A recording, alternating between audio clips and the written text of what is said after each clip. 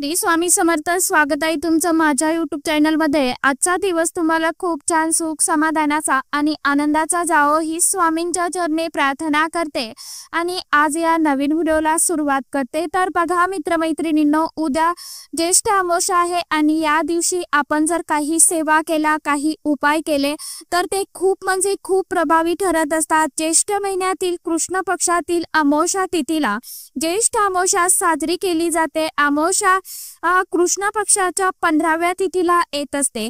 सध्या मराठी ज्येष्ठ महिना सुरू आहे आणि ज्येष्ठ अमावस्येच्या दिवशी सर्वार्थ सिद्धी योग तयार होत आहे। सर्वार्थ सिद्धी योगात केलेले कार्य हे नेहमी यशस्वी ठरते। यामुळे या दिवशी आपण उपाय आवर्जून करायला हवे।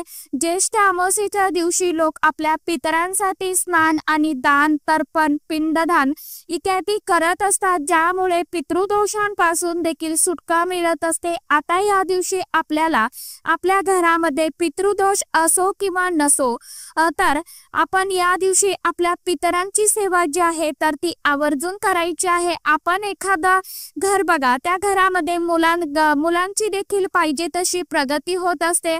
त्या घरामध्ये ऑलरेडी पैसा असतो, आर्थिक टंचाई तिथे नसते, तरी पण त्या घरामध्ये पैसा हा येत असतो।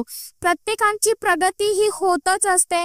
त्या घरामध्ये कोणतेही अडचणी, अडथळे, संकटे येत नाही। त्याचबरोबर घरामध्ये आजारपण देखील नसते, तसेच मुलांची देखील प्रगती होत असते। तर त्या घरामध्ये पितरांची सेवा जी आहे तर ती केली जाते। त्याचबरोबर आपली कुलस्वामिनी आई भगवतीची सेवा देखील केली जाते। त्यामुळे ते लोक जे आहेत तर ते अधिकाधिक श्रीमंत होत जातात आणि त्यांच्या घरातील जी काय दुःख, दारिद्र्य, गरिबी, इडापिडा आहे तर ही दूर होत असते। त्या उलट आपल्या घरामध्ये दुःख, दारिद्र्य, गरिबी असते। आपण कोणतंही काम हाती घ्या, त्या कामामध्ये आपल्याला यश मिळत नाही किंवा घरामध्ये पैसा येत नाही। आला पैसा तर तो स्थिर राहत नाही। या कारणाने कुठेतरी खर्च होतोय, किंवा नोकरी मिळत नाही। मुलांच्या काही समस्या देखील असतात। विवाह योग जे आहे तर ते देखील जुळून येत नाही, संतान प्राप्ती होत नाही। तर या सर्व समस्या दूर होण्यासाठी आपण या दिवशी पितरांची सेवा जी आहे तर ती आवर्जून करायची आहे। पितरांचा जर आशीर्वाद आपल्यावरती असेल तर आपल्या घरामध्ये कोणत्याही अडचणी, अडथळे जे आहेत तर ते येत नाही। त्याचबरोबर आपण सर्व कामे व्यवस्थितरित्या सहज पार पाडू शकतो। तसेच आपल्या घरातील आर्थिक टंचाई देखील दूर होते आणि या दिवशी कोणते उपाय करावे, कोणत्या सेवा कराव्या याविषयीची संपूर्ण माहिती आजच्या या नवीन व्हिडिओमध्ये मी तुमच्या बरोबर शेअर करणार आहे। त्यामुळे तुम्ही हा व्हिडिओ स्किप न करता शेवटपर्यंत नक्की बघा। चॅनलवरती तुम्ही जर हा व्हिडिओ पहिल्यांदा बघत असाल तर चॅनलला आवर्जून सबस्क्राईब करा आणि असेच नवनवीन माहितीपूर्ण व्हिडिओ बघण्यासाठी समोरील बेल आयकॉनलाही प्रेस करा। त्यामुळे काय होईल, जेव्हा कधी मी नवीन व्हिडिओ अपलोड करेल तर सर्वात अगोदर त्याचं नोटिफिकेशन तुम्हाला मिळेल आणि तुम्ही एकही व्हिडिओ मिस करणार नाही। आता बघा, अमावस्येच्या दिवशी आपल्याला संध्याकाळी एक दिवा प्रज्वलित करायचा आहे, परंतु त्या अगोदर अमावस्येच्या दिवशी आपण सकाळी लवकर उठायचं आहे। उठल्यानंतर आपण थोडंसं पाणी घ्यायचं आहे। अगदी तुम्ही घरामध्ये माठ भरून ठेवत असाल किंवा हंडे भरून ठेवत असाल त्यातील पाणी तुम्हाला घ्यायचं आहे आणि हे पाणी आपण आपला जो मुख्य मेन दरवाजा आहे, उंबरठा आहे, तर त्या उंबरठ्याच्या दोन्ही साईडने शिंपडून घ्यायचं आहे। अगदी सकाळी जरी तुम्हाला वेळ मिळाला नाही किंवा लक्षात राहिलं नाही तर मग तुम्ही संध्याकाळी जरी असं पाणी शिंपडलं तरी पण चालेल। त्या पाण्यामध्ये 2-3 थेंब तुम्हाला गंगाजल टाकायचं आहे, थोडंसं गुलाबजल टाकायचं आहे आणि हे पाणी उंबरठ्याच्या दोन्ही बाजूला, दोन्ही कडेने तुम्हाला शिंपडून घ्यायचं आहे।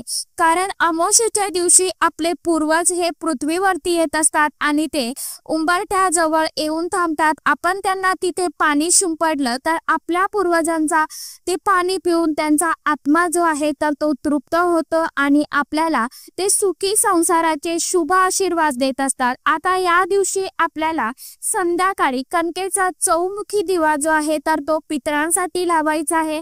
आता हा दिवा तुम्ही घरामध्ये दक्षिण दिशेला लावू शकता किंवा घराच्या बाहेर दक्षिण दिशेला लावणं शक्य असेल तर मग तिथे लावला तरी पण चालेल।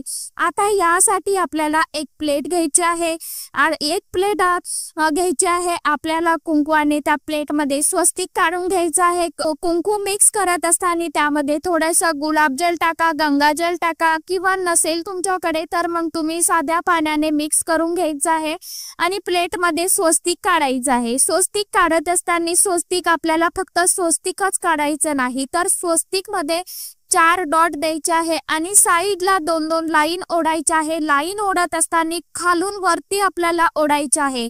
जेव्हा आपण अशा पद्धतीने स्वस्तिक काढतो त्यावेळी ते स्वस्तिक पूर्ण होतं आणि त्याचे लाभ जे आहेत तर ते आपल्याला मिळत असतात। कारण स्वस्तिक हे शुभतेचं आणि मांगल्याचं प्रतीक मानलं जातं। जिथे स्वस्तिक काढलं जातं तिथे नेहमी कामे ही शुभ कामे होत असतात। आता या स्वस्तिक वरती थोडंसं हळदी, कुंकू, अखंड अक्षता अर्पण करायचं आहे, फूल अर्पण करायचं आहे आणि त्यावरती तुम्हाला हा चौमुखी दिवा जो आहे तर तो बनवून त्यावरती ठेवायचा आहे। आता हा दिवा बनवत असताना तुम्हाला कणकेचा बनवायचा आहे। कणिक मळत असताना तुम्हाला त्यामध्ये मीठ जे आहे तर ते चुकूनही टाकायचं नाही। चिमूटभर हळद त्यामध्ये टाकायची आहे आणि त्यापासून तुम्हाला चौमुखी दिवा तयार करून घ्यायचा आहे। कारण हळद ही भगवान विष्णू देवांना आणि माता लक्ष्मीला अतिशय अत्यंत खूप प्रिय आहे। त्याचबरोबर हळद जी आहे तर ती आपला गुरुग्रह जो आहे तर तो देखील बळकट करत असते। आता कणकेचा चौमुखी दिवा तो बनवणं तुम्हाला शक्य नसेल तर मग अशा वेळी तुम्ही मातीचा दिवा, मातीची पंती जी आहे तर ती घेतली तरी पण चालेल। परंतु अशा वेळेस तुम्ही मातीची पंती घेतली तर मग त्यामध्ये तुम्हाला 4 वाती ज्या आहेत चौमुखी पद्धतीने लावायच्या आहे। शक्यतो करून दिवा कणकेचा बनवण्याचा जास्तीत जास्त प्रयत्न करा। आता कणकेचा चौमुखी दिवा आपण त्या स्वस्तिक वरती प्लेटमध्ये अक्षदांवरती ठेवायचा आहे। आता यामध्ये आपण मोहरीचं तेल घालायचं आहे। का मोहरीचं तेल तुमच्याकडे नसेलच तर मग अशा वेळी तुम्ही तिळाचं तेल घालू शकता किंवा तूप घालू शकता किंवा तुमच्याकडे घरामध्ये जे खाण्यासाठी तुम्ही तेल वापरता तर ते तेल टाकलं तरी पण चालेल। पण शक्यतो प्रयत्न करा कारण आपण ज्यावेळी उपाय जे आहे तर ते पूर्ण पद्धतीने करतो त्यावेळी त्या उपायांचा सेवेचा लाभ जो आहे आपल्याला तर तो शक्यतो जास्त मिळत असतो। म्हणून प्रयत्न करा तिळाचं तेल एकतर नाही तर मग मोहरीचं तेल टाकण्याचा जास्तीत जास्त प्रयत्न करा कारण तो दिवा आपण आपल्या पितरांसाठी प्रज्वलित करत आहोत। तर यानंतर यामध्ये आपल्याला 4 वाती ज्या आहेत तर त्या टाकायच्या आहे। चारही साईडने आपल्याला त्या वाती जवळ हळदी कुंकू लावायचं आहे। 2-2 अक्षता अर्पण करायचे आहे आणि दिवा लावून घ्यायचा आहे। आता आपल्याला 11 किंवा 21 काळे तीळ जे आहेत तर ते घ्यायचे आहे। आता हे काळे तीळ आपण आपल्या पूर्वजांना समर्पित आहे असं मानतो। काळे तीळ आपण त्या दिव्यामध्ये टाकायचे आहे। आपण दिव्यामध्ये टाकत असताना हे काळे तीळ ओम पितृदेवताय नमः हा मंत्र आपल्याला मनामध्ये पठण करायचा आहे, जप करायचा आहे। काळे तीळ टाकल्यानंतर दिवा आपण घरामध्ये दक्षिण दिशेला ठेवू शकता किंवा घराच्या बाहेर दक्षिण दिशेला ठेवला तरी पण चालेल। दिव्याला एक फूल देखील अर्पण करायचं आहे, मनोमन नमस्कार करायचा आहे, आपली जी काय इच्छा आहे ती व्यक्त करायची आहे। आता दिवा जिथे ठेवला आहे तर तिथेच आपण आसन घेऊन बसायचं आहे आणि आपल्याला काही सेवा देखील करायची आहे। कारण खूप वेळा आपण फक्त उपाय करतो परंतु त्याचबरोबर जर आपण काही सेवा केल्या नाही तर आपल्याला त्याचा जो काही रिझल्ट आहे तर तो दिसत नाही, आपल्याला त्याचा लाभ जो आहे तर तो मिळत नाही। त्यामुळे सेवा करणं देखील तितकंच गरजेचं आहे, महत्त्वाचं आहे। तर आपण पहिल्यांदा आपल्या पूर्वजांकडे माफी मागायची आहे। आपण म्हणायचं आहे की माझ्याकडून जर काही चूक झाली असेल, घरातील लहानांकडून मोठ्यांकडून जर काही चुका झाल्या असतील तर त्याबद्दल आम्हाला माफ करा, क्षमा करा। परंतु इथून पुढे आमच्याकडनं होईल तशी सेवा आम्ही नक्की करण्याचा प्रयत्न करू आणि आपल्या पूर्वजांना असं तुम्हाला म्हणायचं आहे। त्यानंतर आपण पितृ अष्टक देखील पठण करायचं आहे। अगदी तुम्हाला पठण करणं शक्य होत नसेल, मोबाईलवरती लावून द्या आणि श्रवण करा तरी पण चालेल. यानंतर आपल्याला पितरांना मोक्ष प्राप्त व्हावा, त्यांच्या आत्म्याला शांती लाभावी यासाठी देखील प्रार्थना करायची आहे. आणि यानंतर आपल्या आयुष्यामध्ये जे काही येणारे अडथळे आहेत, संकटे आहेत, अडचणी आहेत, तर त्याबद्दल आपल्या पूर्वजांना आपण सांगायचं आहे. त्याचबरोबर असं म्हणायचं आहे की कायमस्वरूपी तुमचा अखंड कृपा आशीर्वाद आपल्या संपूर्ण परिवारावर असू द्या, आमच्यावरती असू द्या. आता हा दिवा किती वेळ प्रज्वलित ठेवायचा आहे, तर रात्री तुम्ही 12 वाजेपर्यंत तुम्हाला जर शक्य होत असेल तर आवर्जून ठेवा. ज्यांना शक्य नसेल त्यांनी सायंकाळच्या वेळी 6 नंतर हा दिवा प्रज्वलित केला तर 9, 10, 11 वाजेपर्यंत राहील. तोपर्यंत काळजी घ्या. 9 पर्यंत राहील तर तरी राहिला तरी देखील चालेल, काही हरकत नाही. फक्त प्रयत्न करा की 12 वाजेपर्यंत तो तेवत राहील. परंतु काळजी घ्या, कारण आपण दिवा कुठे लावणार आहोत, साईडला कुठे आपलं सामान वगैरे आहे का हे एकदा तपासून घ्या आणि त्यानंतर दिवा जो आहे तर तो काळजी घेऊन प्रज्वलित करा.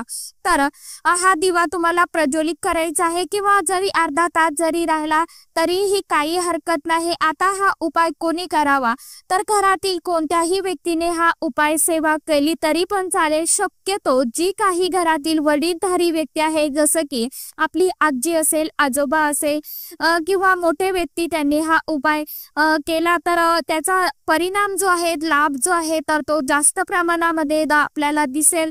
फक्त तुम्हाला जर सूतक असेल, पिरियड्स असेल तर मग अशा काळामध्ये आपल्याला हा उपाय करता येणार नाही. आता हा दिवा आपण रात्रभर तिथेच ठेवून द्यायचा आहे.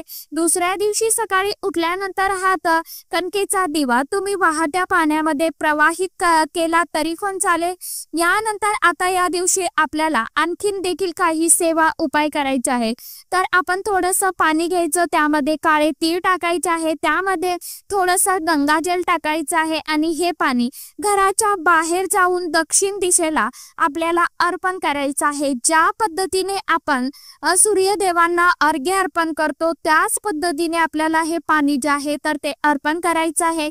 कारण दक्षिण दिशेला अर्पण करत असताना आपल्या पूर्वजांचं देखील स्मरण करायचं आहे.